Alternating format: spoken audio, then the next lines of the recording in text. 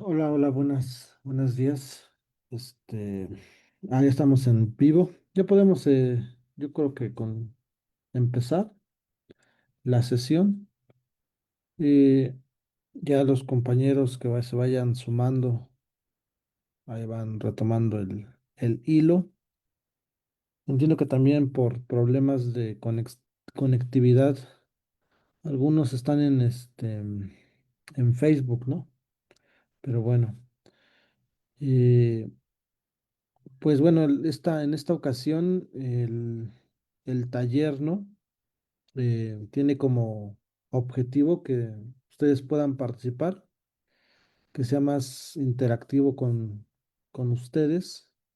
En el centro eh, se recomienda que las participaciones vayan pues alrededor de 7, 8 minutos, si es que hay, por supuesto, más manitas, ¿no? Si no, pues habrá una tolerancia a lo mejor por ahí de unos minutos más. eh, pero bueno, si ya ven que hay más manitas, pues sí, intenten ahí acortar para que todos puedan participar y podamos ir ahí platicando de alguna manera.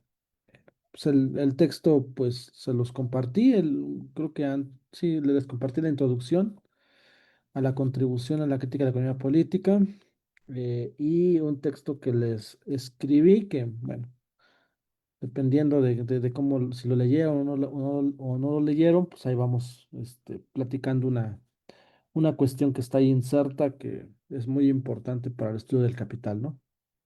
O de la economía política en su forma introductoria. Pero bueno, alguien que quiera comenzar, que quiera darnos sus, sus ideas. ¿M? Todos, bueno, quién sabe, están ahí, ¿verdad? A lo mejor nada más están sus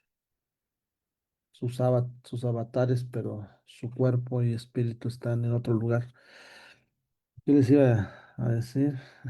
Bueno, bueno, entonces en lo que se animan, yo creería que para que ustedes a lo mejor pudieran de alguna manera entrarle, hay una cuestión que hoy en día se está planteando, me parece que de manera muy popular.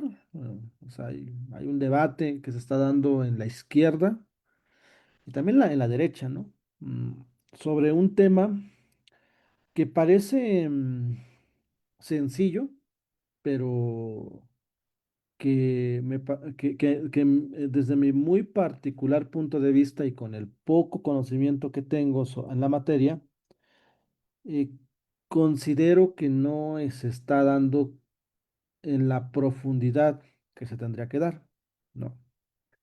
Y es el tema del famoso neofascismo, ¿no?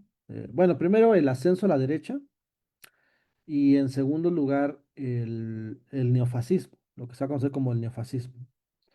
Si ustedes revisan, no voy aquí ni a, ni a decir nombres, ni para nada, ¿no? Eventos, etcétera. Pero se han hecho muchísimos programas en diferentes lugares. Se han hecho diferentes seminarios en la UNAM, en el Politécnico, en la UAM. Se están haciendo, por ahí me compartieron como un folleto de presentaciones que pues, a mí me lo comparten, pues porque yo he hablado un poco sobre una dimensión del fascismo, que ahorita la voy a solamente a enunciar. eh, pero siempre es lo mismo, ¿no? O sea, la pregunta sería, pues voy a compartir para que ustedes puedan seguir un poco la discusión. Espérenme, ¿qué pasó?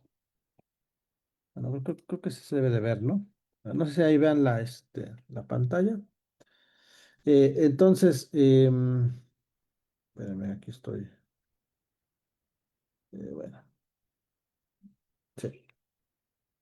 Entonces, pues el tema central, a mi punto de parecer, es pues respondernos, ¿no? A esa pregunta que está un poquito ahí en el texto, ¿no? Casi en el final. La pregunta, pues, ¿qué es el fascismo? Y si la economía política puede dar una solución al problema, ¿no? Entonces, cuando nos acercamos, ustedes hagan el ejercicio cuando puedan. Si ustedes tienen amigos intelectuales, eh, tienen cercanía con intelectuales, o van a eventos en cualquier lugar que hablan sobre el fascismo, ¿no? Pregúntenle a los eruditos del fascismo qué es el fascismo, ¿no? Y entonces lo que ellos les van a decir en términos generales es una serie de respuestas como que bastante comunes, ¿no? La primera es que es una psicología de masas, ¿no? Una primera respuesta. Una segunda respuesta que es un movimiento racista, que es un movimiento, es chauvinista, creo, chauvinista, ¿no? ¿Qué más anda por ahí? Otra respuesta que es muy común, es un movimiento de esclavitud, es un movimiento, bueno, y así se empiezan a señalar, ¿no? Ah, bueno, estatista también es una otra que, ¿no? Que el Estado se vuelve muy fuerte. eh, es bueno, antisemita también, ¿no? Se le puede decir, etcétera. Y entonces, pero la pregunta sigue siendo la misma, ¿no? O sea, cuando alguien me responde de esta manera, ¿qué diferencia existe? Ah, bueno, colonialista también, ¿no? Colonialista.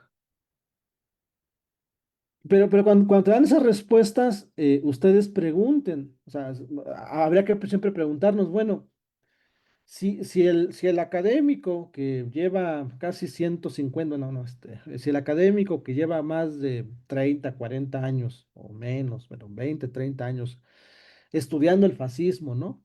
En una universidad pública, con impuestos del proletariado, y se dice ser experto porque ya fue a Alemania, Italia, sabe hablar alemán, inglés, italiano, y se fue a a las fuentes originales y se sabe de todo a todo qué es el fascismo, y te sale con la respuesta de que el fascismo es esto, en cualquiera de sus dimensiones o solamente una.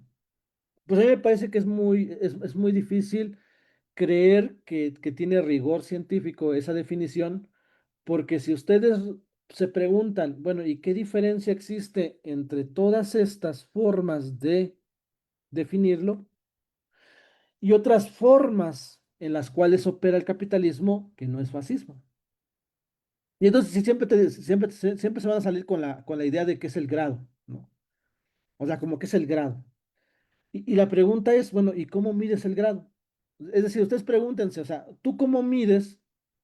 O sea, ¿cuál es el termómetro o en dónde se saca el termómetro de si uno es menos racista o somos más racistas?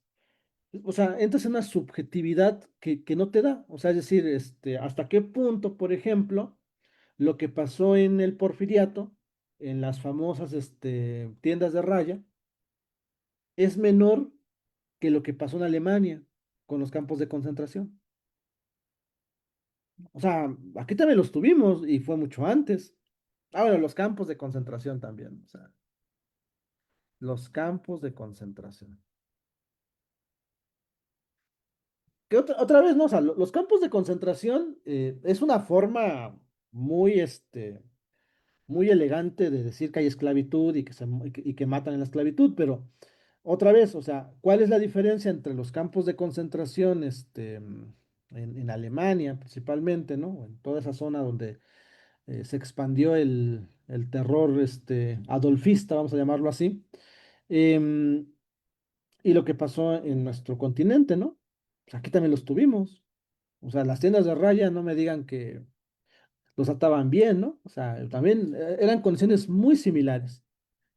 Bueno, ya no les quiero yo contar lo que pasaba en África del Norte o en África, ¿no? O sea, ese es o sea, es decir, los güeritos andaban sufriendo en Alemania y ahí se hizo, ahí se hizo todo una crítica, ¿no? O sea, es decir, ahí la sociedad occidental perdió o sea, puso el grito en el cielo, ¿no? Bueno, tocas a un güerito y bueno, a lo mejor sí, es un problema mucho más grande, ¿no?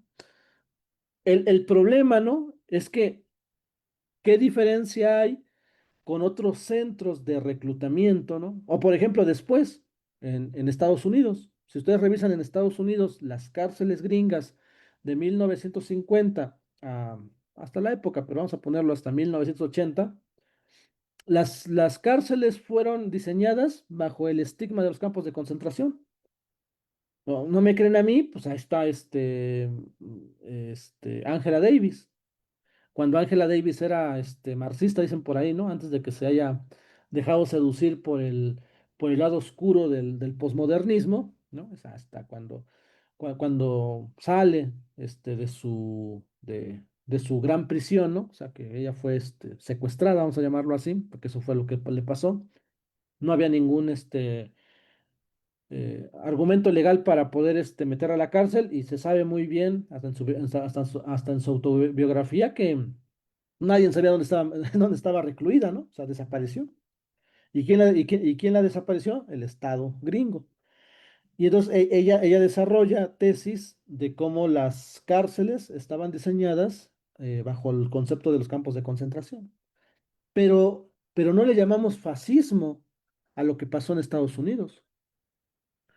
Es decir, nadie, o sea, por mucho que se parezca, o sea, por mucho que se parezcan los campos de concentración a las cárceles gringas, o sea, es muy difícil sostener que eso fue fascismo, por ejemplo, ¿no? Entonces, como ustedes se van dando cuenta, ustedes pueden poner los elementos que quieran poner, y no, déjame ver.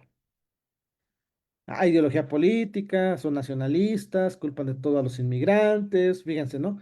Ideología política, por supuesto, ¿no? Pero todos tienen ideología política. Aquí la camarada Alma nos comenta, son nacionalistas, claro, ¿no? Los fascistas son nacionalistas, pero no son los únicos. Hay muchos que son igual, son nacionalistas. ¿Culpan todo a los inmigrantes? Por supuesto, ¿no? O sea, pues, hay un claro ejemplo tanto en Italia como en Alemania, en aquella época donde los inmigrantes eran el foco más importante, pero no son los únicos que culpan a los migrantes, ¿no? O sea, no es el único movimiento reaccionario que culpa a los migrantes. Y finalmente, bueno, defienden la familia y a Dios, que no son los únicos, también lo hacen, ¿no? Pero no son los únicos dentro de la derecha, porque el fascismo pertenece al movimiento de la derecha que hace eso, ¿no? Sí, hay otros movimientos de derecha, ¿no? Que defienden la familia, que defienden Dios y la patria, ¿no? Pero, entre comillas, ¿no? Porque ya cuando uno revisa muy bien el perfil criminológico individual de los principales fascistas, uno se va a dar cuenta que entre homosexuales, no está mal, ¿no? Que sean homosexuales. Lo que está mal es que hay mucha homosexualidad en el fascismo, tanto alemán como italiano, pero ellos juran que no son homosexuales, ¿no? Y que defienden la familia tradicional, mamá, papá, hijos, ¿no? Dios son los principales ateos. Otra vez, fíjense, ¿no? Cuando hablan sobre Dios, ¿no? Que ellos defienden a Dios. Adolfo, ¿no? Para no decir el apellido, porque luego nos van a bajar esta cosa, ¿no? Adolfo, ¿no? Don Adolfo era todo menos católico, menos cristiano.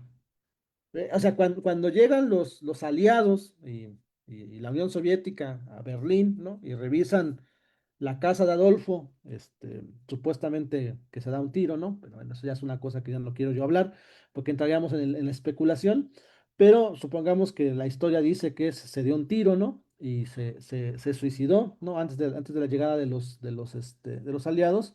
Cuando llegan los aliados, ¿saben ustedes de qué iban los libros de su biblioteca personal, de puro esoterismo. O sea, es decir, o sea, ¿cómo fregados, no?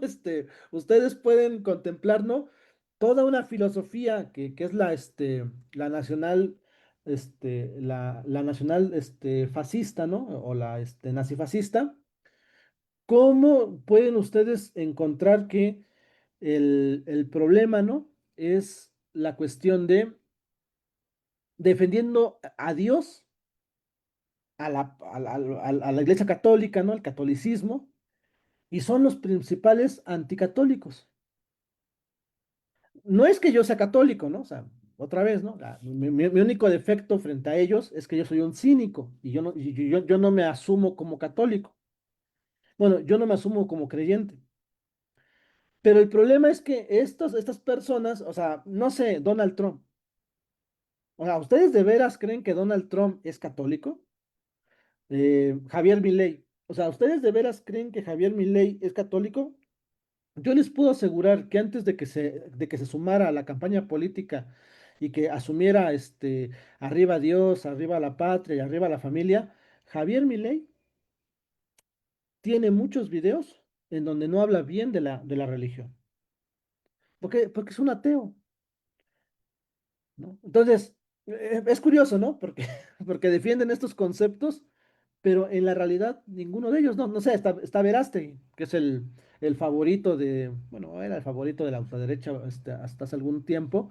Bueno, se sabe muy bien que Verástegui es todo menos seguidor de la familia tradicional, seguidor de la patria, porque nada más anda en Estados Unidos a cada rato viendo a ver cómo entran los gringos y no es seguidor del catolicismo. O sea, él se volvió católico, bueno, se volvió católico hace poco, ¿no?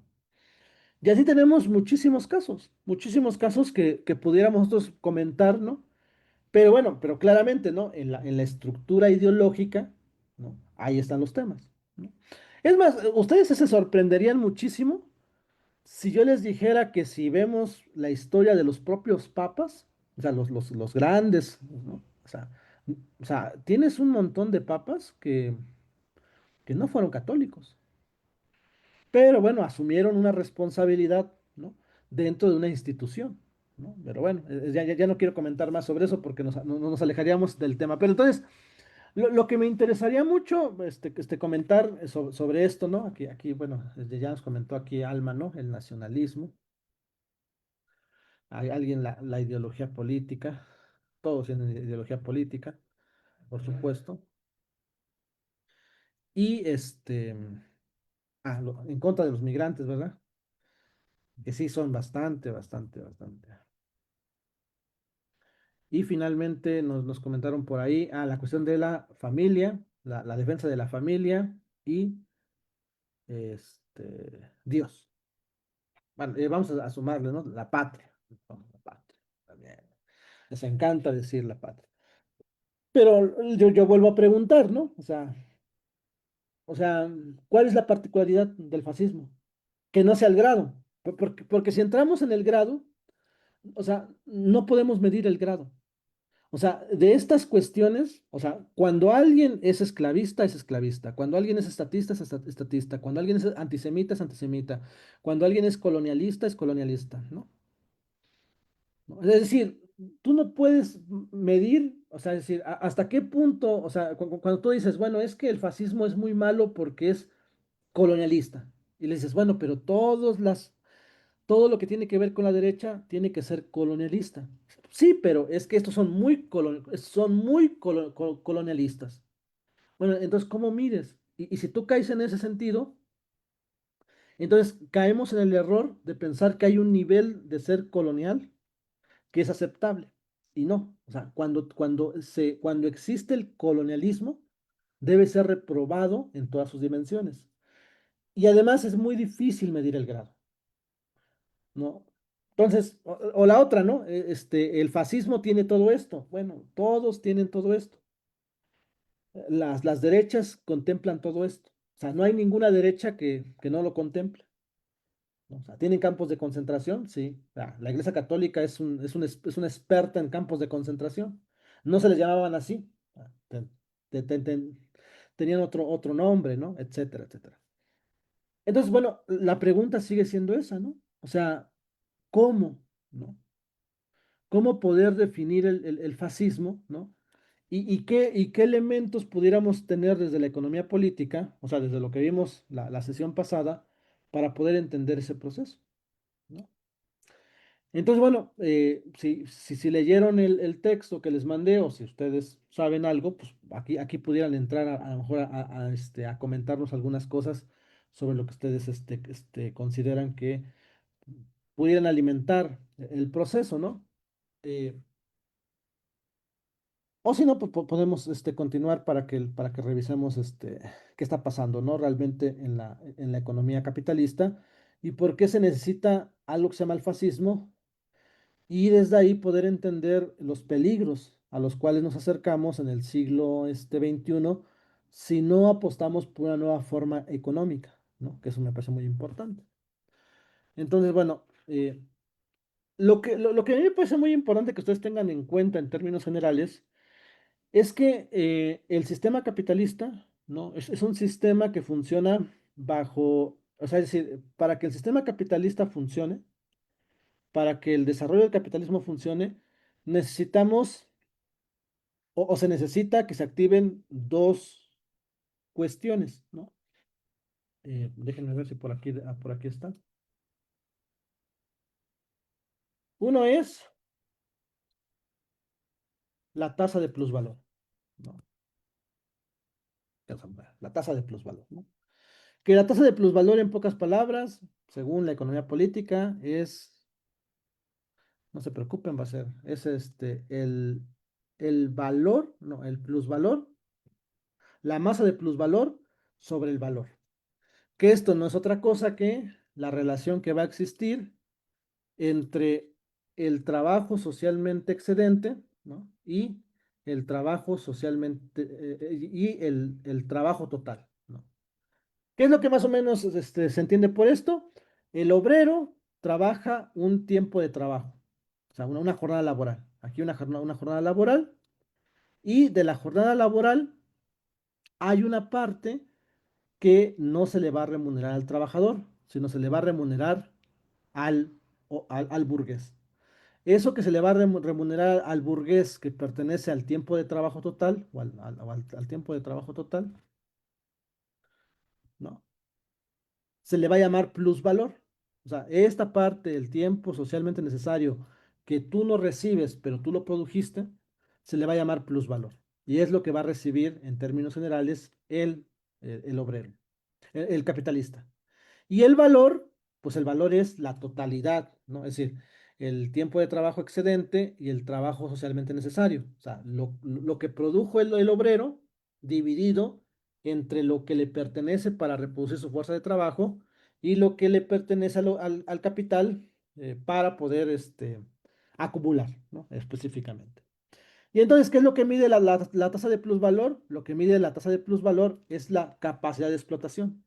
Y entonces, ¿cuál es el objetivo del sistema capitalista? El objetivo del sistema capitalista, si ustedes se dan cuenta, aquí le vamos a poner una flechita, ¿no? El objetivo del sistema capitalista, ¿cuál sería? Espérame. Aumentar, aumentar la tasa de plusvalor. ¿Y qué significa aumentar la tasa de plusvalor? Lo que significa aumentar la tasa de plusvalor, aquí lo ponemos, es que aumente la masa de plusvalor. ¿Dónde está el aumentar? Aquí está. Aumente la masa de plusvalor. Esta es la masa de plusvalor. Y para que aumente la masa de plusvalor, debe aumentar el tiempo socialmente excedente. Y para que aumente el tiempo social, bueno, aquí se me olvidó que es para aumentar. Tiene que aumentar el tiempo socialmente excedente. Y para que aumente el tiempo socialmente excedente, tiene que bajar el tiempo socialmente necesario, ¿no? Es el salario, en pocas palabras. Entonces, ¿qué significa, en pocas palabras, que aumente o que aumente la tasa de plusvalor?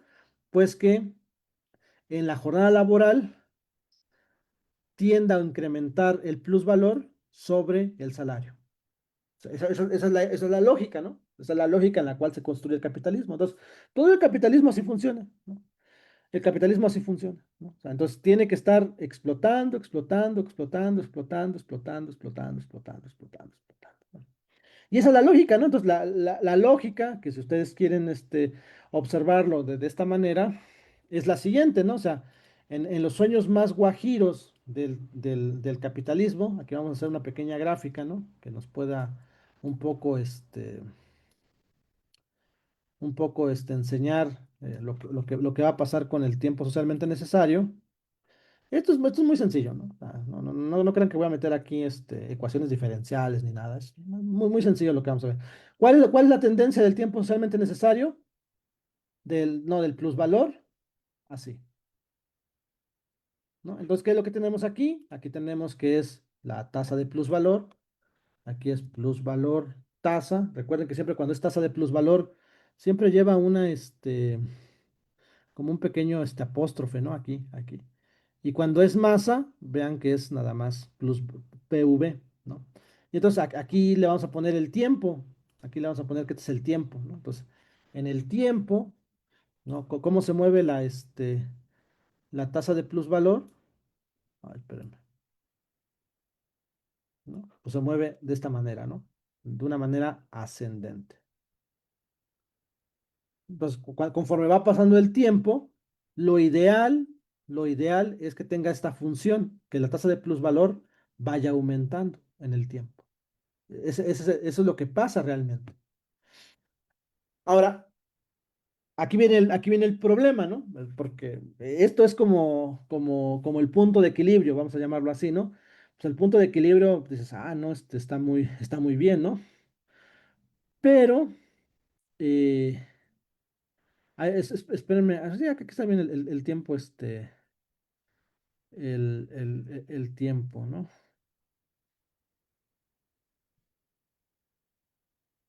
Bueno, fíjense que aquí le podemos cambiar a la V para hacer algo aquí, ¿no? Al valor, ¿no? Entonces, bueno, tiene que ver con eso, ¿no? El valor que puede ser también aquí visto como la inversión, ¿no? Eh, entonces, aquí cómo quedaría nuestra ecuación, porque me parece muy importante que lo podamos ilustrar con la ecuación. Bueno, la ecuación lo que diría, ¿no? Es que la tasa de plusvalor es igual a, ¿no? Que puede ser la ordenada al origen, más B eh, I, ¿no? Que es la inversión. ¿Y qué es lo que quiere decir esta ecuación? Que si yo aumento la inversión, tiene que aumentar la tasa de plusvalor. Entonces, esta función, bueno, no, esta ecuación tiene este mismo comportamiento, como se darán cuenta, ¿no? O sea, es decir, estamos viendo que hay una pendiente positiva, aquí está la pendiente positiva, está creciendo, y aquí estamos viendo los resultados. Entonces, ¿qué es lo que significa? Lo que vimos anteriormente, ¿no? O sea, si queremos más inversión, necesitamos que la tasa de plusvalor aumente, ¿no? Ya, ¿cómo aumenta todo eso? No, no, eso es un tema eh, para el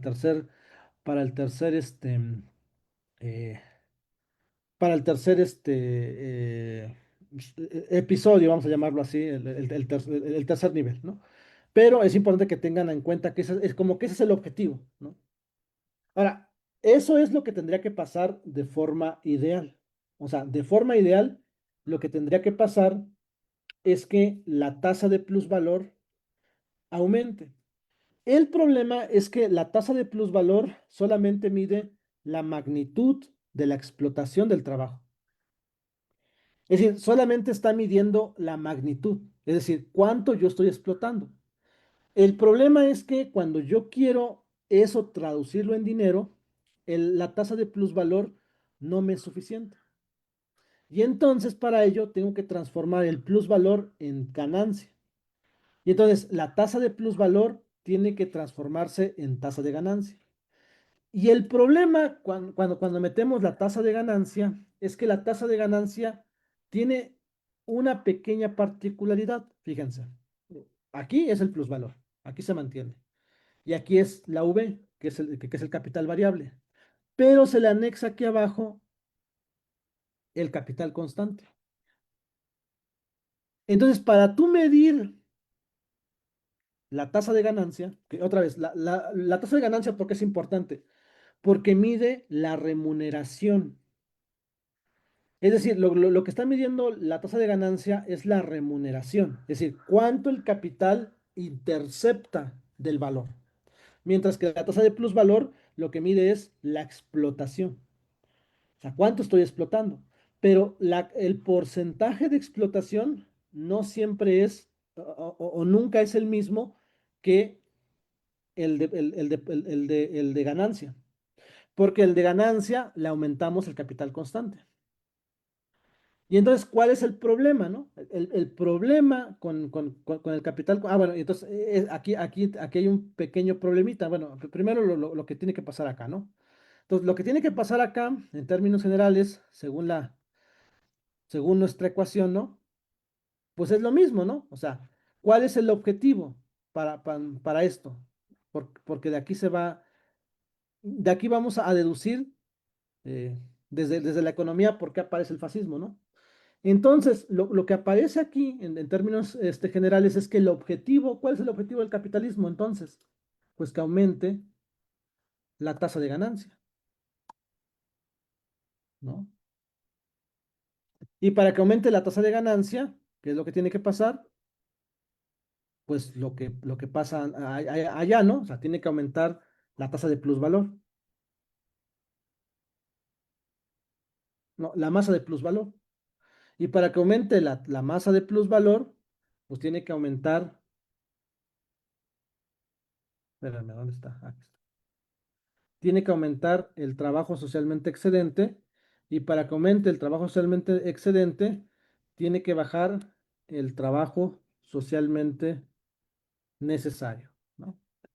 Es la misma lógica, ¿no? Aquí vamos a buscar la misma lógica. Aquí se mantiene la misma lógica. Y lo mismo, ¿no? O sea, si esto lo graficamos, pues pasa lo mismo que acá, ¿no? O sea, aquí le podemos poner también la tasa de ganancia. Y entonces la tasa de ganancia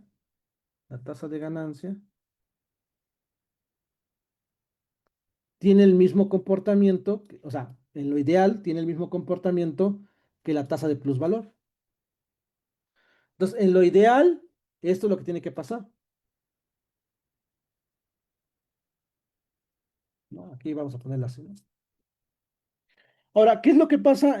¿Cuál es el problema al cual se enfrenta el capitalismo? Bueno, el problema al que se enfrenta el capitalismo es para que esto pase, ¿no? Para que esto pase, tiene que aumentar esto.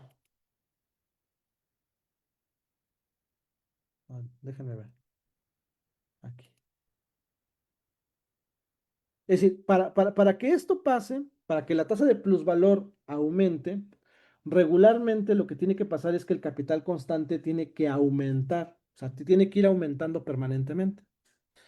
Entonces, si aumenta permanentemente la tasa, o sea, es decir, si el capital constante aumenta, ¿no? En términos generales, entonces lo que le va a pasar a esto es que este va a disminuir en proporción y la tasa de plusvalor, por lo mismo, va a disminuir. Y si esto pasa, entonces la tasa de ganancia va a bajar. O sea, fíjense el problema en el cual se está metiendo, ¿no? O sea, el problema en el que se está metiendo el capitalismo es que necesita buscar esto, que esto lo que tiene que buscar es lo siguiente, aumentar, porque si aumentas el valor, vas a poder aumentar la tasa de plusvalor, la masa de plusvalor, y si aumentas esto, entonces aumentas esto.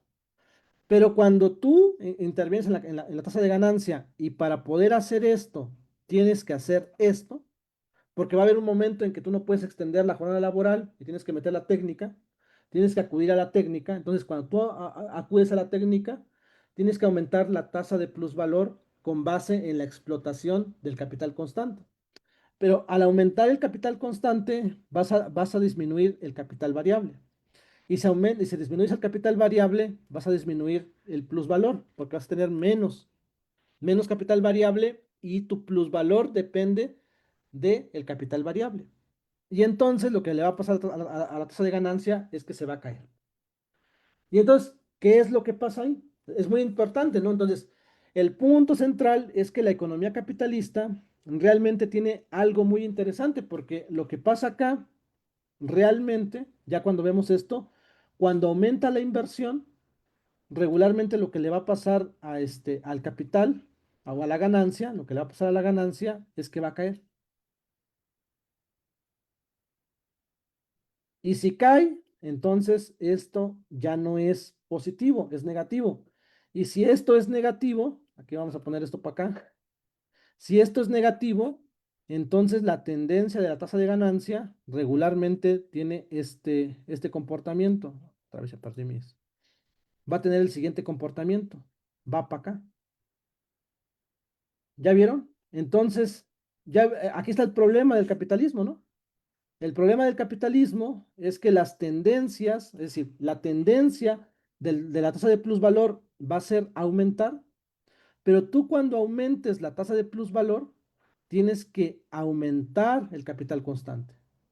Y si aumentas el capital constante, aunque pase esto, ¿no? En la tasa de ganancia va a aparecer esto. Y entonces en la tasa de ganancia va a disminuir. Entonces, ahí hay un problema muy grande, ¿no? O sea, porque cuando tú metes la variable capital constante en la remuneración, o sea, lo que te va a remunerar la tasa de plusvalor, nos vamos a encontrar en que se va a comprimir. Entonces, mientras la tasa de plusvalor va en aumento, ¿no? Va en aumento, entonces lo que exige esto es que esto va a caer específicamente. ¿Y esto qué significa? Crisis económica. Es decir, el sistema capitalista está en una crisis permanente. Porque en todo caso, más o menos el capitalismo lo que pudiera hacer es buscar un equilibrio, ¿no? Dices, bueno, buscamos el punto de equilibrio, ¿no? Un punto de equilibrio en donde haya un nivel de inversión de equilibrio, ¿no? Que eso podría ser sin ningún problema, ¿no? O sea, tú le pones aquí inversión, punto de equilibrio y buscamos una remuneración. Aquí vamos a poner una remuneración a la burguesía de punto de equilibrio. Espérame. ¿Ya vieron? Y bueno, pues a lo mejor aquí podemos encontrar el punto de equilibrio aquí, en este punto, ¿no? O sea, se pudiera, ¿no? Bueno, si llegáramos a esto, pues habría una neutralización. Es como un momento histórico donde las variables van bien, ¿no? El problema es que la economía regularmente se encuentra fuera de ese punto de equilibrio. Regularmente la economía se encuentra, espérenme, aquí.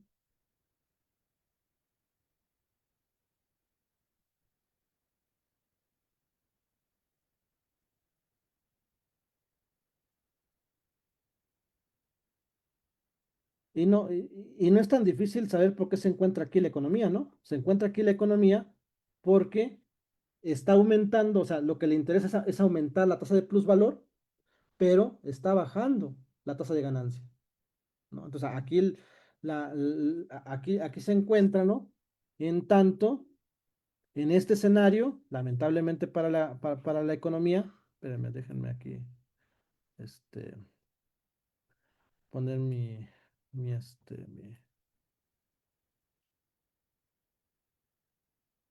aquí lo que pasa es que la economía se encuentra ahí porque aquí está incrementando la tasa de plusvalor, pero lamentablemente, como siempre está incrementando la tasa de plusvalor, aquí entra el escenario en donde ya la tasa de ganancia cae de manera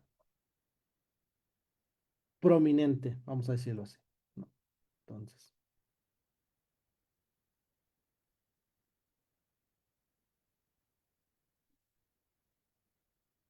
Entonces, como ustedes se darán cuenta, ¿no?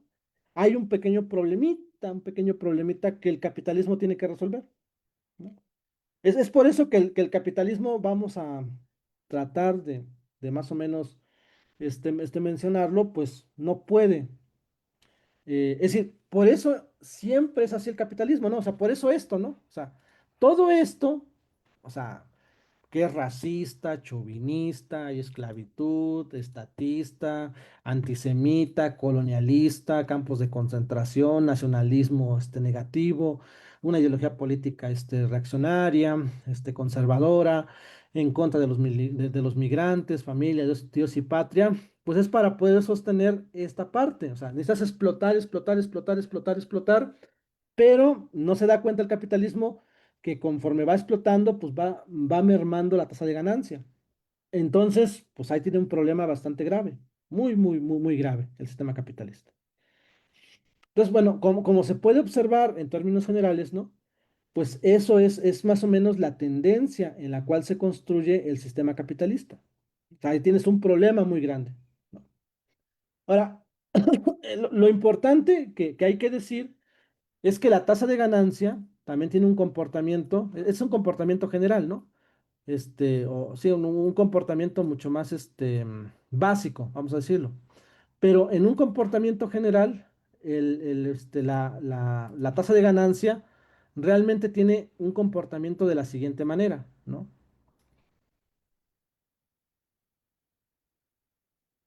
Creo que esto nos puede servir. Esto nos puede servir. Así, ¿no? Aquí.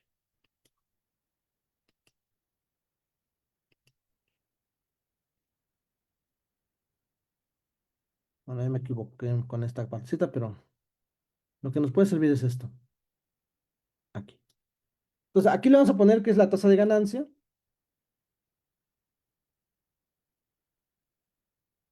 Y ahora sí, aquí vamos a ponerle que es el tiempo. Aquí vamos a poner que es la T, que es el tiempo, ¿no? Entonces, ¿cuál es el punto central, no? O sea, el punto central es que llega un momento en la historia del capitalismo que hacemos un primer corte, ¿no? El primer corte es aquí.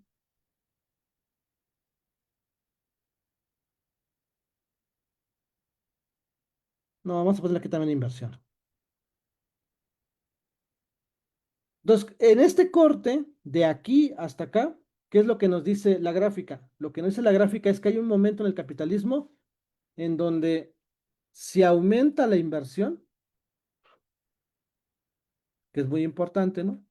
Si aumenta la inversión, ¿qué le va a pasar a la ganancia? Va a aumentar, ¿no? O sea, hay un momento en donde la tasa de ganancia sí aumenta, que es este escenario, ¿no? Existe otro escenario donde lo que nos dice es que la, la inversión aumenta, pero la tasa de ganancia baja. Ay, ¿dónde está? Y existe otro escenario, que sería en donde nos diría que,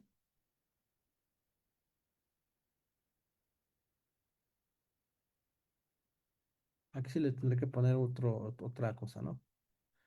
Que, la, que si aumenta la inversión, baja, por supuesto, va a bajar la tasa de ganancia, pero, aquí va a venir un pero, la ganancia es menor a cero. Es decir, es negativa la tasa de ganancia.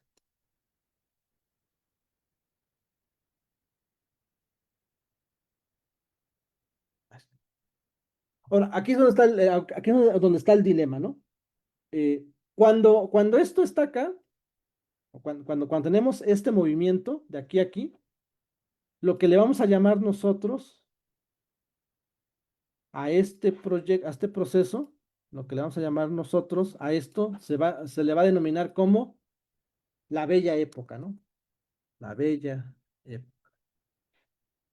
Que no es otra cosa que cuando el capitalismo está en prosperidad, ¿no? O sea, es la bella época, los años gloriosos, los años maravillosos. No sé si ustedes vieron la serie de los años maravillosos, ¿no? Más o menos cuando estuvo construida, en esta época, ¿no? Cuando la inversión aumentaba, la tasa de ganancia crecía de alguna manera y entonces todo era bonito, ¿no? Cuando entramos aquí, en este espacio, a eso se le va a conocer como recesión, ¿no? A esto lo vamos a conocer como recesión. Que en América, en el siglo XX, siglo XXI, bueno, esto para ponerlo más un poco más aquí en épocas, esto fue 1950, 1970, ¿no? La recesión, ¿no? Pues la recesión, según nosotros, se está moviendo desde 1970, bueno, hasta nuestras épocas, ¿no? Y aquí, este es el tema al que yo quiero llegar. Aquí, o sea, cuando la tasa de ganancia toca el cero y se va hacia los negativos, se le va a conocer como capital ocioso. ¿Por qué como capital ocioso? Bueno, aquí ya hay capital ocioso, ¿no? ¿Por qué es capital ocioso? Porque la inversión, bueno, aquí cuando llega al punto cero y llega a esta parte es capital ocioso. Porque aquí, aunque sea, son tasas, aquí son tasas, tasas de ganancia positivas. O sea, está cayendo, pero sigue incrementando el plusvalor o la ganancia. Es decir, la masa de ganancia es positiva, o sea, sigue aumentando. El problema aquí con tasas de ganancias negativas es que tú inviertes, aquí lo ponemos, ¿no? O sea, es decir, aquí el problema ¿cuál es? O sea, el problema aquí es o el tema aquí es, está aumentando la tasa de ganancia y qué pasa con la masa, que es lo que le interesa al capitalismo, ¿no? Al capitalismo le interesa la masa de plusvalor, de ganancia. Entonces, ¿qué le interesa con la masa de ganancia? Entonces, la masa de ganancia aquí, pues va a aumentar. Otra vez, ganancia sin apóstrofo es masa. Aquí lo mismo, está bajando la tasa de ganancia, pero recuerden, aquí está en el umbral de lo positivo. O sea, aunque esté bajando, la masa de ganancia va a seguir subiendo. O sea, aquí no importa porque la masa de ganancia sigue aumentando por la sencilla razón de que sigue estando la ganancia en el margen de los positivos. Por eso se llama recesión. Se llama recesión porque o sea, sí está cayendo, pero sigue aumentando la masa. Entonces, más o menos ahí se va complementando. Aquí no. Aquí como ya la ganancia es menor a cero, eso significa que es negativa. Al ser negativa, ¿qué le pasa a la masa de ganancia? Lo que le pasa a la masa de ganancia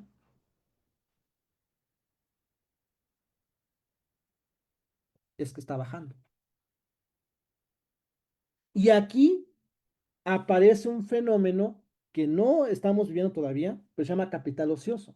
¿Qué es un capital ocioso? Ah, no, ese es un excedente de capital. O sea, aquí lo que estamos viendo es que hay un excedente de capital. ¿Por qué?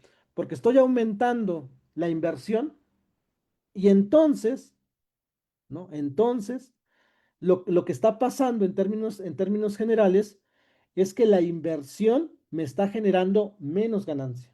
Ahora, ustedes díganme, acá, ¿no?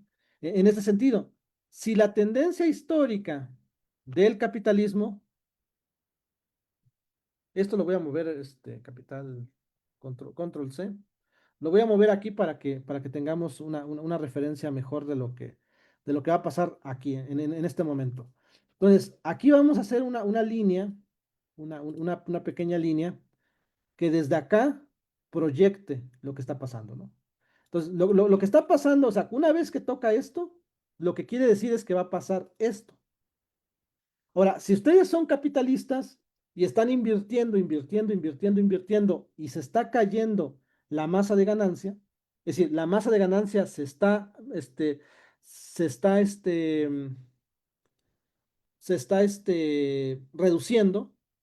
Bueno, porque aquí la ganancia está reduciendo, pero otra vez, la ganancia es mayor a cero. O sea, es decir, espérame, aquí le voy a poner también para que ustedes lo tengan en cuenta, ¿no? Aquí la ganancia, sí le puse mayor a cero, ¿verdad? Espérame. Ah, sí, mayor a cero. Es decir, aquí está reduciendo la tasa de ganancia. Si se dan cuenta, ¿no? Aquí está reduciendo la tasa de ganancia y se está reduciendo la masa de ganancia, pero la ganancia es igual a cero. Llega un momento en esta inversión, bueno, entonces, ¿qué es lo que hace el capitalismo? Lo que hace el capitalismo al ver esta tendencia, entonces lo que va a hacer es tratar de regresar a los niveles de inversión. Es decir, la respuesta del capitalismo es que llega este momento, ¿no? Y entonces, como está viendo que está bajando la tasa de ganancia, entonces lo que va a hacer el capitalismo es que la inversión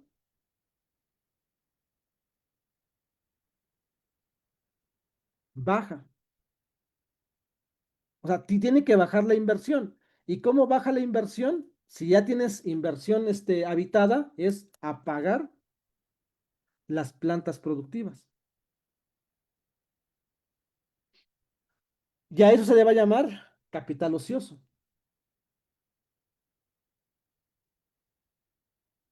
Ah, ¿por qué es el capital ocioso? Porque si yo estoy aumentando la inversión y estoy reduciendo mi ganancia y mi ganancia se está acercando al cero, que lo importante es que aquí, en este punto, la ganancia va a ser igual a cero. Y nos estamos acercando a este punto, entonces el capital cuando ve que se está acercando a la ganancia igual a cero, va a tener que ir hacia atrás. Y entonces va a tener que ir apagando las plantas productivas hasta encontrar este punto. El problema es que cuando apaga las plantas productivas, sigue la tendencia. O sea, no va a poder regresar. Se va a seguir acelerando la recesión económica y entonces se va a acercar a la ganancia cero. Cuando la ganancia sea igual a cero o esté cerquita la ganancia igual a cero, entonces se va a activar otro mecanismo que se va a llamar la destrucción de capital. Y la destrucción de capital, ¿por qué es importante? Porque la única solución que le va a quedar al sistema capitalista es destruir la planta productiva, toda la planta productiva, para poder alcanzar este nivel cero de inversión y entonces comenzar de nuevo el proceso. A esto se le llama Segunda Guerra Mundial. Y para poder activar esta destrucción de capital, tienes que activar entonces, ¿qué? El fascismo. Entonces, el fascismo no es otra cosa que la preparación política ideológica de lo que va a ser la destrucción de capital, que en todo caso es una guerra mundial. ¿Y por qué una guerra mundial? Porque necesitas destruir todo el capital que hay en el planeta. Para llegar, o sea, el objetivo de la destrucción de capital es que la inversión que está aquí, o sea, el objetivo es que esta inversión llegue al nivel de inversión cero. Inversión es igual a cero. ¿Para qué? Para que entonces volvamos a partir de este punto y volvamos a tener el crecimiento económico. Nosotros, en este momento, ¿dónde estamos? Pues estamos por acá y vamos, pero en caída libre para acá. Entonces, lo que quiero que se entienda en pocas palabras es que el sistema capitalista, ¿no? Es un sistema, ¿no?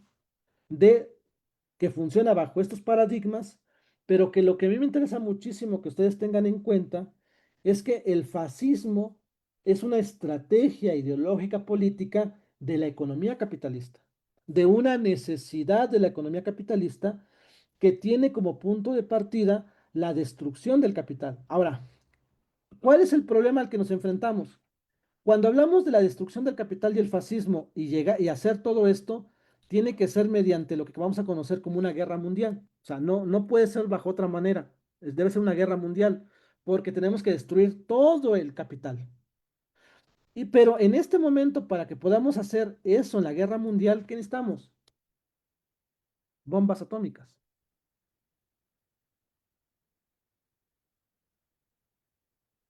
¿no? Es el pequeño problemita, el pequeñito problemita a lo cual nos estamos enfrentando es que una guerra mundial, ¿no? Ya en el sentido estricto de la palabra, solo puede resolverse bajo bombas nucleares porque es la única forma que tiene en este momento el capitalismo para destruir toda la planta productiva que hay en el mundo. ¿Eso qué significa? Eso significa que no hay ganadores ni vencedores. Es decir, si nosotros seguimos sosteniendo que este sistema hay que defenderlo, que hay que hacerle parchecitos, etcétera, todo lo que hemos dicho, el problema es que no nos estamos dando cuenta que el dilema no es ético, no es moral, no es político, no es de qué, o sea, el problema es material. O sea, si nosotros no cambiamos el sistema económico, lo que se pone en juego es la vida del planeta y la vida de los seres humanos. O sea, no es, o sea, esto ya dejó de ser un problema de si me gusta o no me gusta, si quiero o no quiero, es de entender la dimensión en la cual nos estamos acercando y los problemas a los cuales nos estamos acercando. O sea, Donald Trump es apenas el comienzo de la verdadera capacidad de destrucción del capital que promete destruir. Entonces, aunque ustedes no lo crean, Donald Trump, Javier Milei, Bolsonaro no son fascistas, porque todavía no han activado el verdadero escenario del fascismo. O sea, después de ellos van a venir otros personajes mucho más siniestros, que a lo mejor no tengan el temperamento o a lo mejor no tengan esa deformidad caracterológica que tiene este Donald Trump o que tiene este Javier Milei, pero que son sumamente destructivos.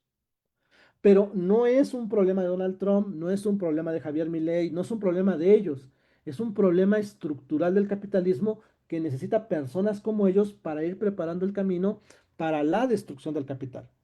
Porque hasta el momento, lo que está demostrando la economía capitalista es que no tiene la capacidad de poder incentivar. O sea, nosotros estamos en este proceso.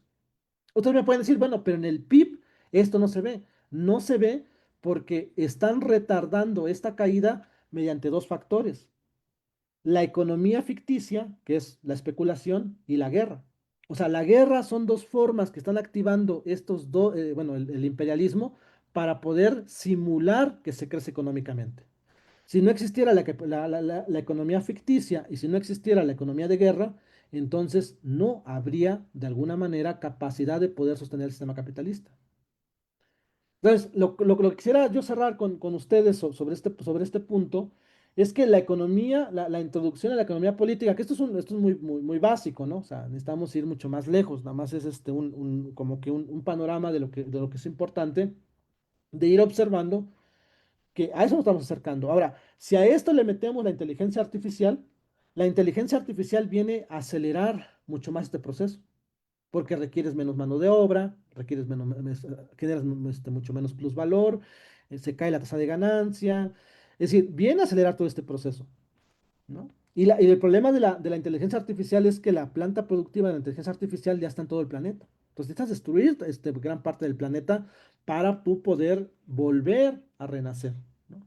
Entonces, es un peligro, me parece muy importante, y entonces poner en el centro que es el fascismo. O sea, el fascismo no solamente es su cuestión política o su cuestión ideológica, el fascismo es su cuestión económica. Y creo que ahí es donde muchos compañeros pues no le han entrado al debate, ¿no? Ahora, ¿esto en dónde está? En el tomo tercero del Capital.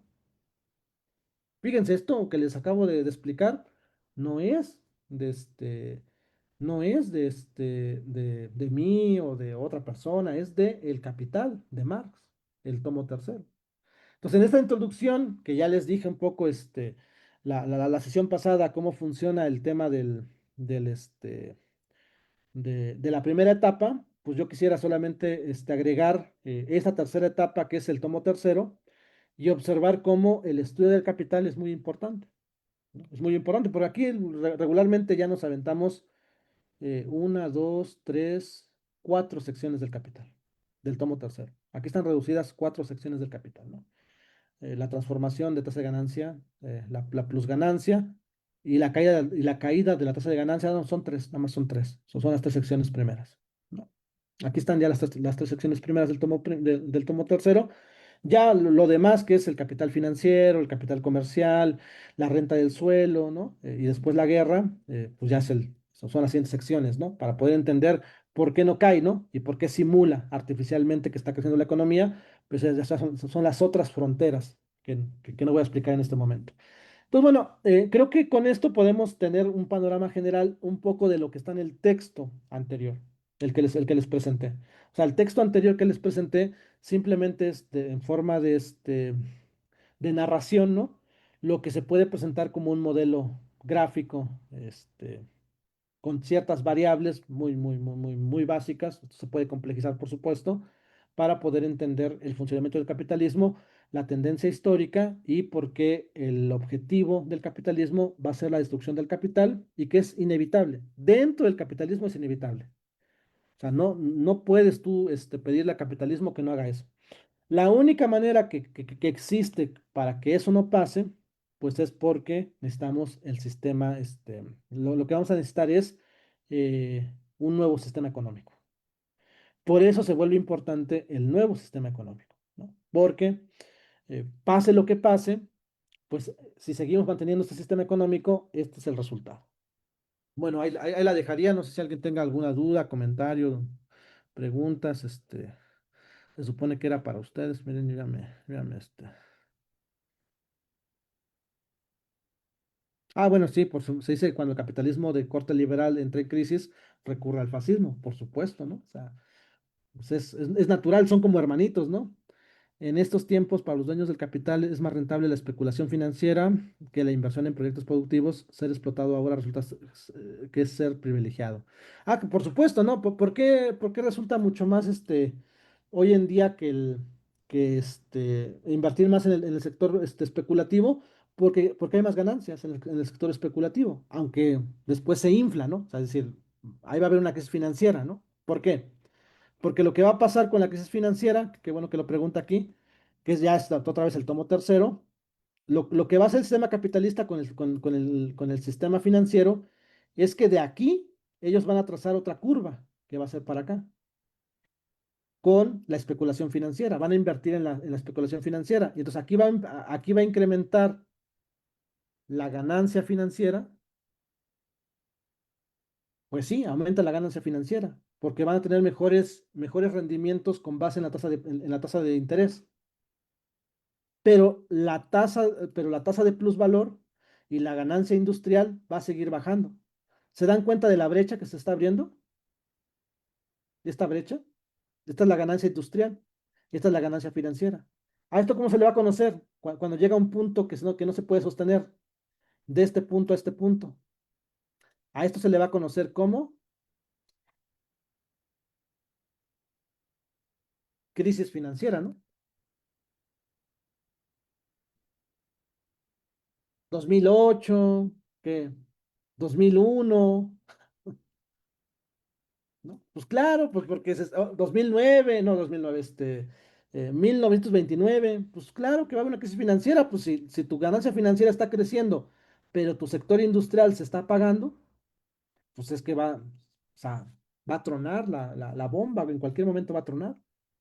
Pues la crisis financiera solamente es el resultado de que tú estés artificialmente incrementando las ganancias artificialmente y entonces baje la tasa de plusvalor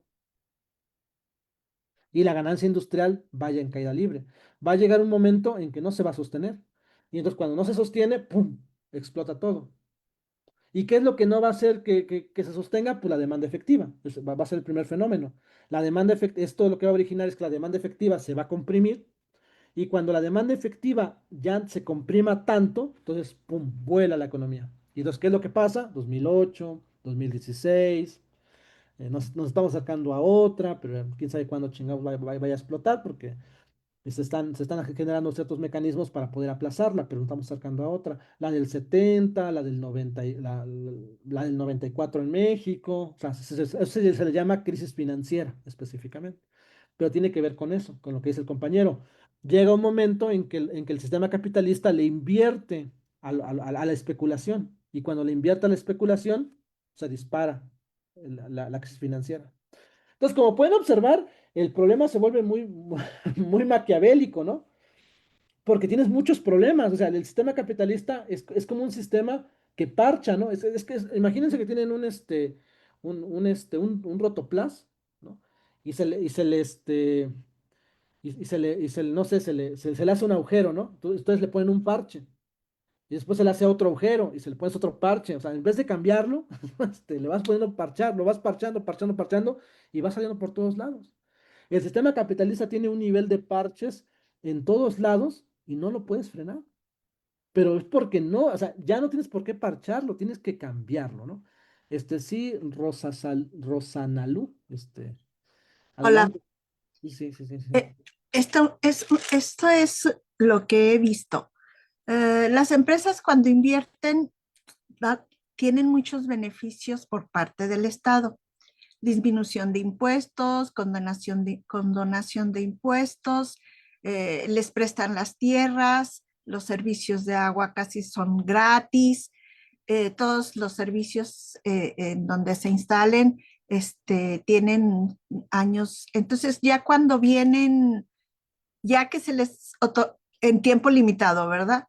Ya cuando viene, se les acaba ese tiempo, este, pues ya no pueden con los costos. Y entonces se van a la quiebra y se van. Entonces, los trabajadores de esa empresa, que son por lo regular arriba de 300 trabajadores, pues se quedan sin trabajo. Entonces, el gobierno del Estado, trata de traer otra inversión con las mismas características y otra vez se hace eh, el ciclo de quiebra. Entonces, pero ya se llevó toda la ganancia, esa empresa que quebró, se declaró en quiebra y se fue.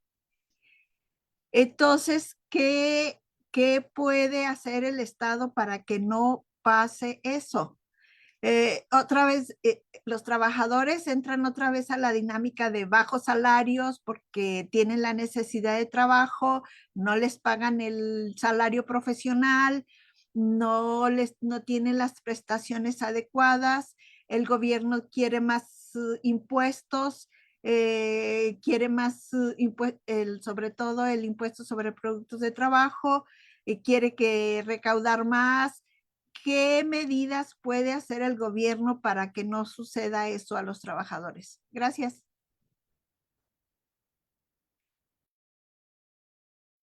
Ah, sí, sí, sí. Bueno, pues en nuestros, eh, como que son dos respuestas, ¿no? La respuesta más difícil, que parece sencilla, este, mm, pues es que debe de nacionalizar. Esa es la respuesta clave, ¿no? Pero ahora, ese es nuestros sueños más guajiros, ¿no? O sea, creo que entenderíamos que todos sabemos que hay que nacionalizar, ¿no? O sea, esa es la respuesta natural, que tendría que ser un Estado obrero, en este caso, para poder detener este mecanismo. Pero entendemos que no es tan sencillo, ¿no? O sea, mucho menos México. Pues imagínense que México dijera mañana, Claudia, ¿no? Vamos a nacionalizar todo, ¿no? Tenemos a los marines. O sea, es más, Claudia no estaría diciendo eso y los marines ya estarían adentro de México. O sea, es decir, Claudia no estaría terminando de decir vamos a nacionalizar y ya estaría un golpe de Estado. O sea, nada más para ver el problema que significa, por supuesto, llevar una política de esa naturaleza. Pero bueno, pero también es claro que nosotros no podemos escondernos, ¿no? O sea, tenemos que decir cuál sería el objetivo. Pero bueno, dicho eso, pues entiendo que lo que están mencionando es, bueno, ¿qué otra forma tenemos nosotros como Estado en una transición para que esto no se vuelva tan violento para nosotros, ¿no? Entonces, entendamos que, solamente una, porque hay muchas formas de poder este, que el Estado se ponga en el centro, eh, que además es lo que es un poco lo que está pasando hoy en día, ¿no? En México. Em, o sea, ustedes comprendan que cuando yo se señalo, otra vez, esto es muy básico porque para todo esto también estamos, pues otra vez, ¿no? O sea, son cursos ya que se dan en la universidad, etcétera, ¿no? Entonces esto lo hago muy, muy rápido, pero mucho de esto para poder reformularlo o formularlo tenemos que, son más horas, ¿no? Para, ya en un curso más, más académico, vamos a decirlo así, pero en este caso sirve lo que les voy a explicar, ¿no? Entonces, ustedes tomen en cuenta, ¿no? Que el problema de la economía capitalista es que tenemos, producción de mercancías, aquí producción, y aquí tenemos, no, producción, consumo, PC, producción y consumo, que vamos a medir por la producción y consumo, y aquí sí vamos a poner el tema del tiempo, ¿no? Aquí sí vamos a poner el tema del tiempo.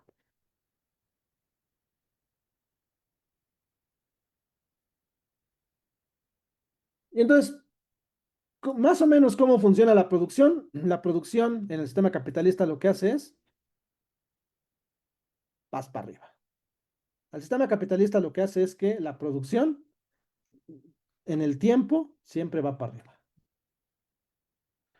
Y entonces, lo que hace el sistema capitalista en términos generales, ¿no? En el consumo, es que el consumo tiene esta característica. Siempre tiene esta característica. En el tiempo siempre como que se va amarrando el sistema capitalista. Ahora, el tema con esto, ¿no? Con el tema con esto es que regularmente, ¿no? Regularmente cuando dice la compañera lo que está pasando, es que esta curva del consumo tiende a moverse ay,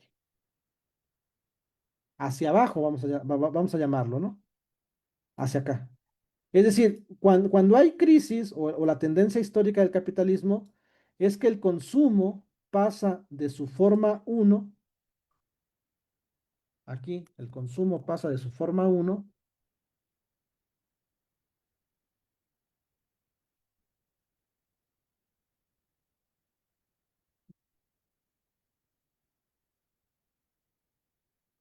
y pasa a su forma 2, ¿no? Y entonces, ¿el problema cuál es? El problema es lo que dice la compañera, ¿no? O sea, cuando pasa esto, o sea, cuando entra la crisis, pasa todo lo que ya mencionó la compañera y la producción de mercancías sigue aumentando porque se sigue aumentando, se amarra el consumo y entonces se cae la economía. ¿Y qué es lo que pasa? Pues el Estado entra y salva. Entonces, si el Estado entra y salva, o el Estado deja que se vayan a bancarrota, ¿no? Entonces, ¿qué es lo que le va a pasar? Después de que el Estado financie la bancarrota, entonces el consumo va a volver a bajar, ¿no? O sea, aquí es el primer proceso de crisis. Después de que lleguemos aquí y el Estado salve la bancarrota y entonces los empresarios se vuelen, entonces el consumo va a volver a bajar y entonces va a haber más crisis. Aquí vamos a pasar al consumo 3.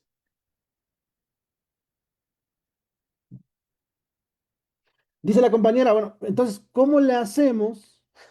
¿Cómo le hacemos para que eso no pase, ¿no? O sea, porque, pues otra vez, los que pagamos los costos somos nosotros, los trabajadores. O sea, el que se vaya reduciendo el consumo significa que seguimos siendo explotados y que tenemos menor capacidad de consumo. Entonces, el sacrificado siempre es el trabajador. Bueno, una de las estrategias es que el Estado incentive el consumo. Entonces, el Estado, para poder hacer que el consumo uno no se vaya al consumo 3, sino podamos crear un nuevo nivel hacia este nivel de consumo, ¿no? Que vamos a ponerle consumo 4. Aquí se va a ver consumo 4. ¿Qué necesitamos? Pues que el Estado entre a la economía. Aquí lo que está haciendo es que el Estado se está retirando. O sea, el Estado solamente genera incentivos, o sea, lanza ahí unos instrumentos, pero se retira. O sea, se va retirando. O sea, lo que hace el Estado es tratar de salvarlos, pero se retira. O sea, no está haciendo inversiones. Lo que necesitamos aquí es que el Estado, para poder hacer este movimiento, es que el Estado se convierta en un agente económico. ¿Y qué significa que el Estado se convierta en un agente económico? Que el Estado invierta en la economía y que el Estado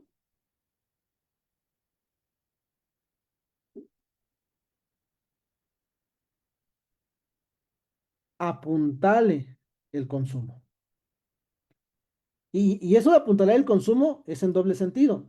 Tiene que invertir en el gasto social para que el consumo aumente y la gente se vuelva mucho más, o sea, incremente su capacidad de consumo. Y la segunda, que el Estado se vuelva en un consumidor de mercancías. Entonces, si hace eso, entonces eleva la cantidad de consumo y entonces puede seguir elevando el nivel de producción de mercancías. Y entonces la economía incrementa. Eso es lo que tiene que hacer. O sea, en términos generales. O sea, como primera medida, o sea, solamente como primera medida, no es, o sea, no es que sea lo único, o sea, todo lo que tenga que hacer, pero como primera medida, el Estado tiene que invertir. ¿Para qué? Para que cuando invierta, genere cadenas de valor. Y si genera cadenas de valor, absorbe trabajadores. Y si absorbe trabajadores, le da capacidad de consumo. Si le da capacidad de consumo, aumenta el consumo. Y la otra es, el Estado tiene que incentivar el consumo con base en el gasto social. Tiene que redistribuir el gasto social a las personas y incrementar.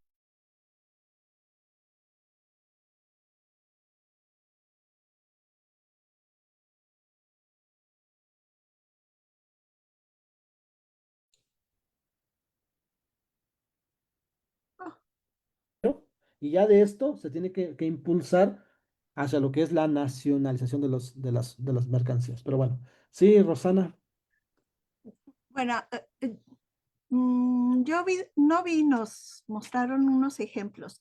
El ejemplo del consumo 2, el consumo 3, es cuando te dicen, ya no tienes ingresos, ¿qué vas a comprar? ¿Leche o cerveza? Entonces, ¿qué es lo que sacrificas? Pues la leche, ¿no? Entonces, nada más consumes tu cerveza. Esa es una, el consumo 2 y el consumo 3.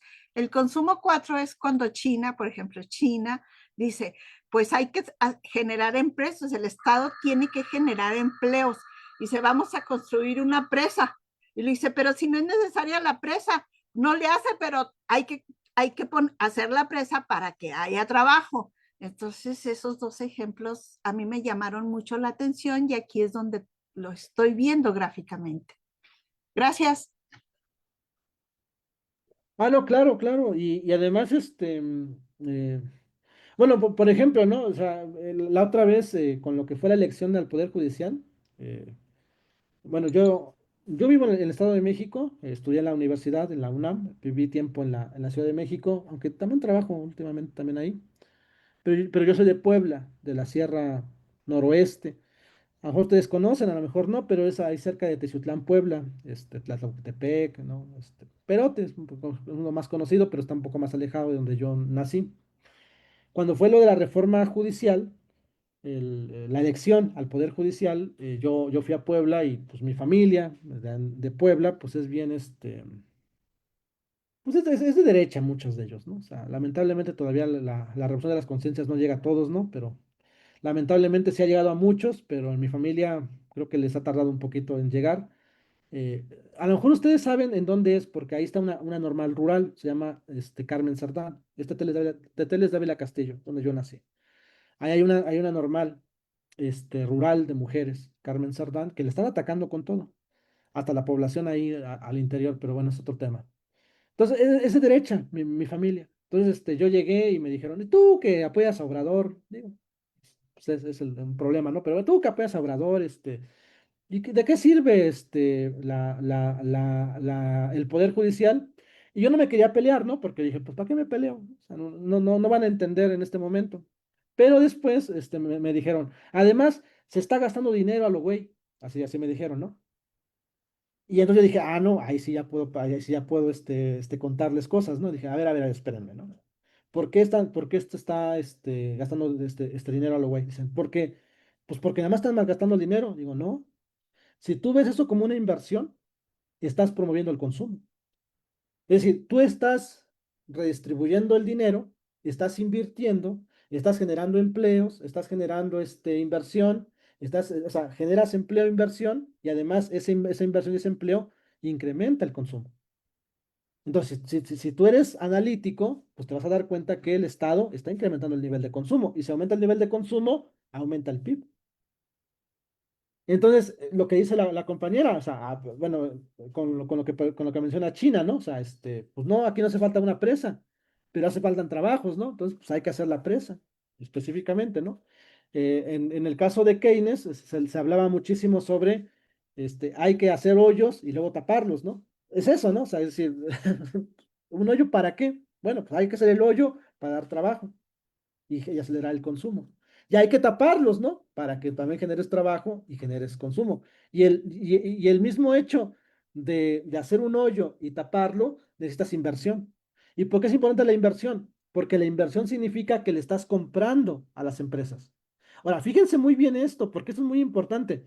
Las empresas o los empresarios, los malos empresarios siempre van a decir, no, el gobierno es malo, el gobierno, los gobiernícolas, ya saben todo eso. Realmente los empresarios necesitan del Estado, porque la cantidad de mercancías que se producen en el mercado no las puede absorber en la totalidad el pueblo. Tiene que el Estado crear mecanismos para poder absorber. O sea, en la reforma al Poder Judicial, el Estado invirtió en compra de tecnología, en compra de tabletas, de celulares, de computadoras. ¿No? O sea, es decir, o sea, no sé si ustedes se dan cuenta que cada vez que el Estado interviene o cada vez que el Estado hace algo, siempre le va a comprar a las empresas, porque tiene que activar su consumo, ¿no? O sea, tiene que activar su nivel de consumo para poder desde ahí poder incrementar la economía.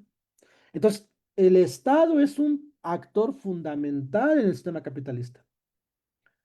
Ahora, otra vez, esto es como un primer momento, o sea, no es suficiente, por supuesto, llega un momento en que esto se traba, pero como una primera medida, lo que nos comenta Rosana, pues yo creo que es lo mínimo que un Estado tiene que hacer. O sea, tiene que entrar a la economía y al entrar a la economía poder tratar de equilibrar el equilibrio, ¿no? Bueno, o llegar al equilibrio, al punto de equilibrio perfecto. Entonces sí, me parece muy importante mencionar que hay un papel muy importante del Estado y que el Estado no es un agente que tenga que salvar empresarios, ¿no? O sea, sino que ese es un agente que puede generar desarrollo económico, crecimiento económico, con base en sus dos grandes, o sea, el Estado tiene dos grandes motores, que por un lado aquí es la inversión, en el caso del Tren Maya, ¿no? Bueno, pues podemos tener críticas a Andrés Manuel, pues sí, ¿no? Pero no me van a decir que el Tren Maya, el tren transísmico, Dos Bocas, o sea, fueron proyectos insignias porque desarrollaron la capacidad de inversión y eso hizo que que la economía, cuando fue la crisis, o sea, se amarrara y pudiera contener y después regresar a su punto inicial y estar en mejor lugar. Y en el caso del consumo, pues otra vez, ¿no? Es el gasto social, aquí es el gasto social, pero también el gasto del gobierno. O sea, tú le quitas, o sea, tú le reduces el gasto al gobierno y, o sea, la economía se cae por todos lados, ¿no? Cuando dicen, no, los promercados, no, es que la Guardia Nacional y es muy mala, bueno, habría que debatir, ¿no? Por supuesto, pero en términos económicos, ¿por qué Andrés Manuel no puede dejar la Guardia Nacional? ¿O por qué no podía retirar al ejército? Pues porque son consumidores de mercancías. Imagínense si los retira, o sea, los automóviles, todo lo que consumen los cabrones, ¿no? O sea, se les cae la economía. O sea, era un principio económico. Entonces, todo eso me parece muy importante verlo, ¿no?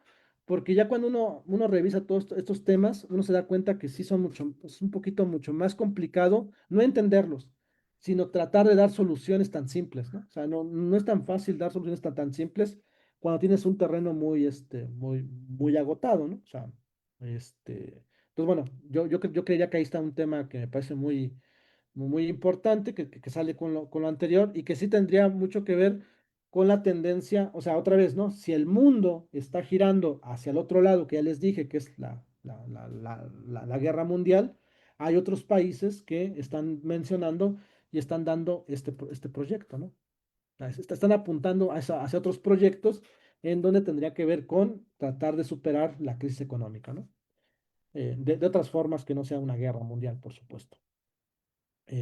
Pero bueno, eso les podría decir. No, no sé si alguien tenga otra cosa que comentar, que preguntar. Creo que pues es un tema pues no tan difícil, ¿no? A lo mejor un poco ahí las fórmulas que ahí les puse ahí, pero no creo que sean fórmulas tan complicadas. Pero la idea era como mantener un poco la tendencia histórica, un poco explicar lo que pasa con la economía capitalista en su forma general. Ya con eso, pues los datos que ustedes tengan, pues van a quedar muy bien anclados. Y esta parte de cómo poder enfrentarlo, ¿no? O cuál sería el papel del Estado, ¿no? O cuál es el papel del Estado para poder enfrentarlo. Sí, Rosana. A mí me gustaría lo del sistema financiero, eso de la explotación, como dice ahí un compañero, este, ¿qué tanto puede ser tan interesante? Porque el sistema financiero se crea porque ya los capitalistas ya no tienen dónde invertir. Entonces se crea el sistema financiero para especular con el dinero y tener más ganancias. Que eso de las guerras es también que el sistema financiero está colapsando porque ya no pueden tener las ganancias que ellos están eh, habitados, bueno, que están acostumbrados a tener. Entonces dice, bueno, pues otra vez volvemos a lo del inicio, a especular con las tierras, a especular con las plantas productivas, fábricas, otra vez, y luego después otra vez se van a ir al sistema financiero, lo modifican mientras que los beneficie.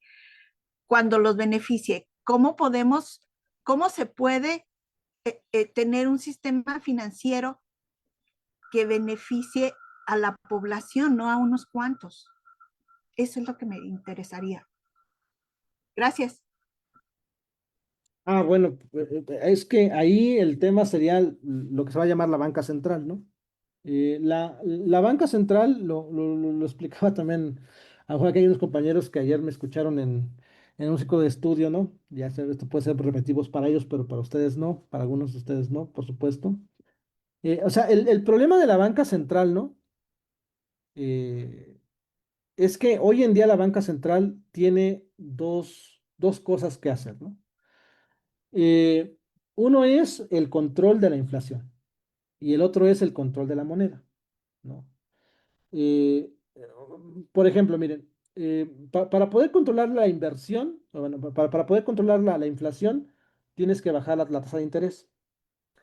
Y para poder aumentar, pero si bajas la tasa de interés, mermas tu moneda. Entonces lo que tienes que hacer es subir la tasa de interés.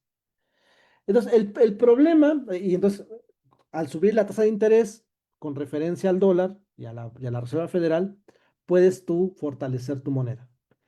Entonces, como hoy en día la banca central se mueve entre la tasa de interés, o sea, mueve la tasa de interés en referencia en la tasa en la inflación y en el tipo de cambio, ahí se acota. Y entonces, ¿qué es lo que hace? Que le abre un camino a la especulación. Porque si la tasa de interés solamente se va a mover en esos dos umbrales, los especuladores van a tratar de ir midiendo la movilidad en esos umbrales. Y entonces ahí van a empezar a jugar. Y van a especular, van a especular, van a especular para sacarle ventaja en contra o a favor a la tasa de interés.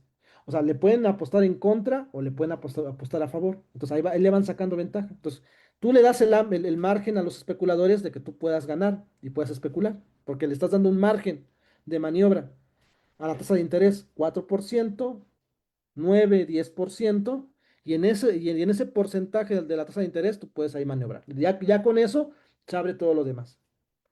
La pregunta es, ¿cómo le hacemos? Pues lo que estamos es que la banca central sea una banca de desarrollo. Es decir, tú le tienes que volar los umbrales. Es decir, la banca central, para que no funcione como funciona hoy en día y no incentive la especulación, la banca central no tiene que ser una banca diseñada en la especulación ni en la inflación, ni en el tipo de cambio, sino tiene que estar fundamentada en el desarrollo de el desarrollo económico. Entonces, para que una banca central, como dice la compañera, pueda tener esos mecanismos, la banca central, o lo que se conoce hoy como Banjico, ¿no? ¿No? ¿Qué es lo que tiene qué es lo que tiene que promover? Pues tiene que promover una oferta de dinero, o sea, tiene que incrementar la oferta de dinero para poder colocarla a Hacienda, o sea, para que la pueda capturar Hacienda y Hacienda pueda invertir, ¿no? En capital fijo y, invertir en consumo. Y entonces, para poder incrementar, ¿cómo se llama? Incrementar el PIB. Si esto lo logra hacer la banca central, entonces la banca central ya no está, o sea, ya, ya le va a ser mucho más difícil especular. O sea, es decir, porque en este momento la banca central está bajo variables especulativas. Entonces, pues es por eso que se especula. Entonces, cuando tú la banca central la colocas en la banca, en la oferta de dinero, de esta manera, se puede hacer. Ahora, eso es muy fácil, pero yo diría, control C, esto mismo también se lo podemos aplicar a la bolsa de valores. La bolsa de valores tiene el mismo problema. La bolsa de valores, ¿en qué se basa? En la tasa de interés. Y entonces, como se basa en la tasa de interés, lo que busca es en el precio de las acciones, ¿no? Sacarle ventaja al precio de las acciones. O sea, yo invierto en un precio menor para poder salirme en un precio mayor. Y ahí saco mi rendimiento. Pero si nosotros le cambiáramos a la bolsa de valores y la oferta de dinero no sirva para especular y se la podamos conectar a Hacienda y Hacienda con esta oferta de dinero que se vaya creando, ¿no? La conectamos con Hacienda para poder invertir en capital fijo e invertir en consumo y así poder incrementar el PIB, otro gallo nos cantaría, ¿no? Ahora, esto es muy, muy básico, ¿no? O sea, requiere otras cosas otros mecanismos, ¿no? Que tendría que yo explicar, ¿no? No sé, por ejemplo, solamente para cerrar. Yo les dije que trabajo en la Rosario Castellanos, en la licenciatura en Economía y Desarrollo Sostenible. Yo promuevo en mis clases la generación de cooperativas y hemos diseñado mecanismos de financiamiento a cooperativas desde la Bolsa de Valores. Fíjense, ¿no? Desde la Bolsa de Valores hemos diseñado algunos prototipos de financiamiento me parece que muy interesantes, porque no lo puede hacer desde la banca central porque pues no se puede por la reforma que tiene hoy en día la banca central, de esa naturaleza. Entonces, el punto es siempre eso, ¿no? Reflexionar cómo las herramientas que hoy tenemos le pueden servir al sistema económico para poder fortalecer el mercado interno a través de proyectos comunitarios, por ejemplo. Entonces, me parece muy importante mencionar que no solamente es la banca central, también la bolsa de valores o sea, se tendría que reformar de alguna manera y poder diseñar estrategias para poder impulsar modelos de financiamiento y de potencia económica hacia las cooperativas y poder desde ahí generar las estrategias para redes de cooperativas. Alguien me preguntó por ahí, ¿no? La sesión pasada, bueno, el problema de Pascual. Bueno, el problema de Pascual no es Pascual. El problema de Pascual son dos cosas. Primero, de que no hubo una red de cooperativas y segundo, que el Estado la dejó sola. camaradas, no seamos ingenuos. Las grandes corporaciones en el mundo son grandes corporaciones porque atrás de ellos está el Estado. No hay ninguna corporación que pueda sobrevivir, no hay ninguna empresa que pueda sobrevivir si no tiene el apoyo del Estado. Entonces, a la cooperativa la deja solo el Estado y quieren que les compita contra las demás, contra Coca-Cola, contra Pepsi, cuando Pepsi tiene detrás de ellos al Estado mexicano y al Estado gringo. Como ¿por qué? O sea, ¿cómo puedes pedirle a la Pascual, ¿no? Que le compita a sus monstruos. Ah, bueno, primero al monstruo, que es el marketing. Y además de eso, a los dos estados que están detrás de ellos. Pues a mí me parece que ahí está el problema, ¿no? O sea, el problema es que necesitamos una política pública muy potente que en vez de que el dinero sirva para poder invertir y para poder salvar a las grandes corporaciones que no son de nuestro país o que las ganancias no se van a nuestro país, no se reinvierten en nuestro país, que promovamos proyectos económicos que sirvan para el desarrollo de nuestro país y para que sirvan para el fortalecimiento de la clase trabajadora de nuestro país, las cooperativas. O sea, ¿qué le hace falta, qué le hace falta, qué hace falta, a Pato Pascual? Que el Estado intervenga. O sea, que le dé una red de protección. Una red de protección que sí tienen las otras, ¿no? Entonces, me parece que es muy importante, o sea, porque las castigan mucho a las cooperativas. Ah, pues cooperativas, pues sí, pero ¿cómo quieren ustedes que las cooperativas puedan funcionar si no tienen detrás una planificación económica que esté al tanto de ellas? ¿No? Entonces, eso también me parece muy importante. Entonces, aquí también es la banca central, la bolsa de valores, la política fiscal, también ahí la podríamos poner, aquí la política fiscal en Hacienda, ¿no? Y entonces, si juntamos la política monetaria, la política fiscal y la bolsa de valores como una estrategia desde el Estado para poder intervenir en la economía y fortalecer una red de cooperativas, otro gallo nos cantaría, otro gallo nos cantaría, ¿no? Pero no, hoy en día la banca central, la Hacienda, bueno, el Tesoro a nivel mundial y la bolsa de valores están al servicio de las corporaciones. Y el Estado las cuida, ¿no? El Estado las va cuidando a todos en términos generales. Bueno, debo de decir, para cerrar, que en el caso de México, yo creo que sí hay un cambio en el tema de las cooperativas. Se están haciendo cambios significativos. O sea, se empieza a ver una red de protección muy importante. Eso yo lo veo positivo, a mi punto de parecer. Pero a mí sí me parece muy interesante, ¿no? Que se le eche mucho la culpa, ¿no? Que fracasaron, ¿no? Lo de Cemento Azul, etcétera, ¿no? Cuando realmente, pues, el Estado las dejó, ¿no? O sea, sí. Y frente a eso, pues, Cemex, ¿no? O sea, ¿ustedes creen que Cemex le ganó a Pasco o a Cemento Azul porque era mejor Cemex? Porque Cemex estaba protegido por el Estado mexicano y Cemento Azul, ¿no? Pues, ¿cómo le puedes competir a la empresa y al Estado al mismo tiempo con redes de protección? Ya dijo Rosana, ¿no? O sea, es decir, al pueblo nos dicen, oh, ¿por qué tú subsidias el consumo? ¿Por qué le das gasto social, ¿no? Etcétera. Y a las empresas, todo, ¿no? ¿A qué quieres, no? No pagar impuesto, no pagues impuesto. ¿Quieres preferencias? Preferencias. ¿Quieres incentivos fiscales? Te damos incentivos fiscales, ¿no? Y a las cooperativas y al pueblo, nada, ¿no? Porque somos holgazanes, porque no sabemos trabajar, ¿no? O sea, no sé si se entiende la disparidad de competencia en el cual estamos hoy en día, ¿no? Entonces, es una muy buena pregunta, la de Rosana me parece muy interesante y que nos ayuda a entender que se hacen cosas buenas, positivas, yo creo, y que también hace falta decir que hay que ir más adelante, ¿no?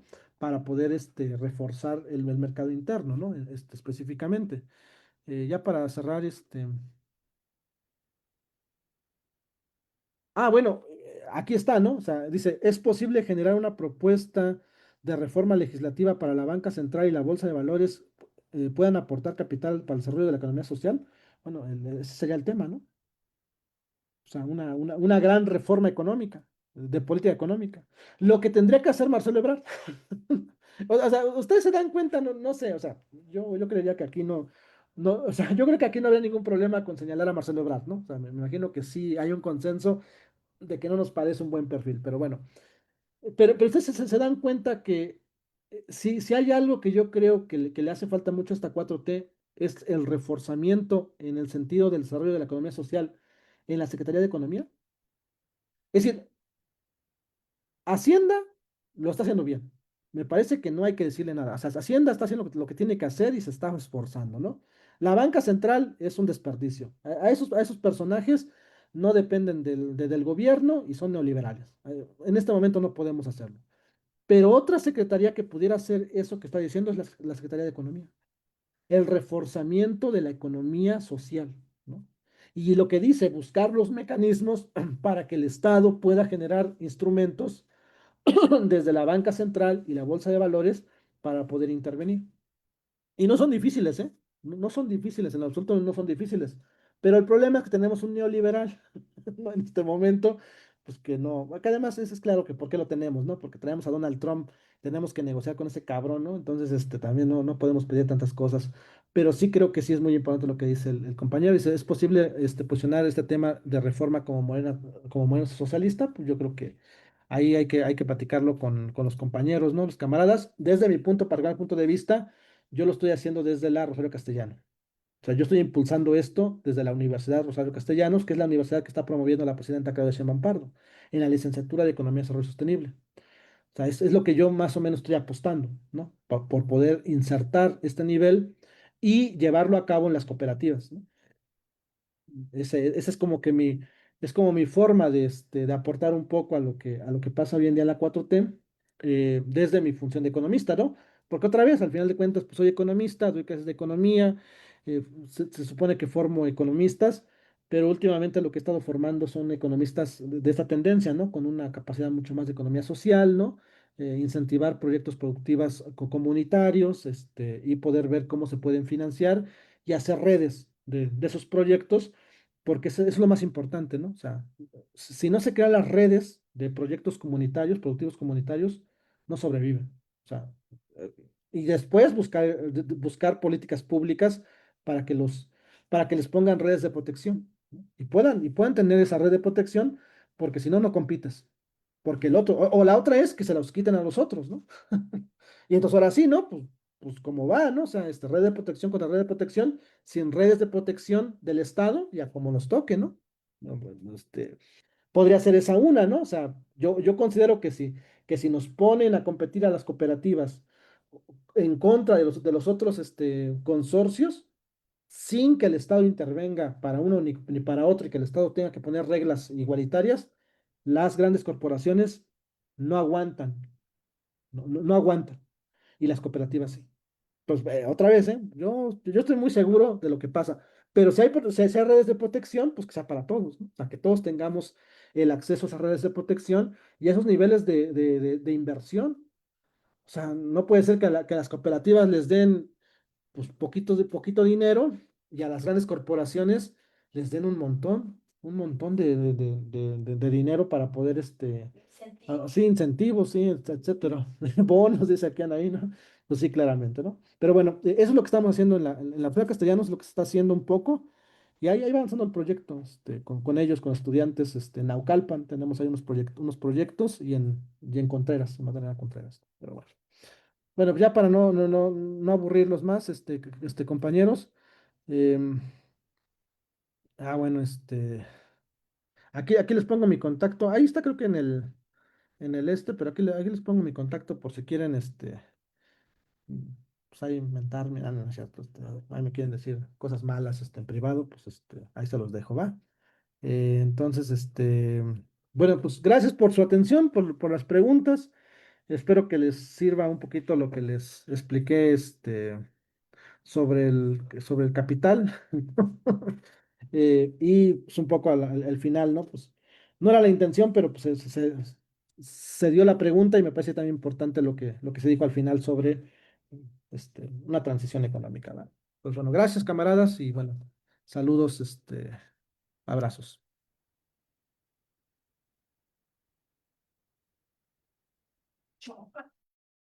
Gracias.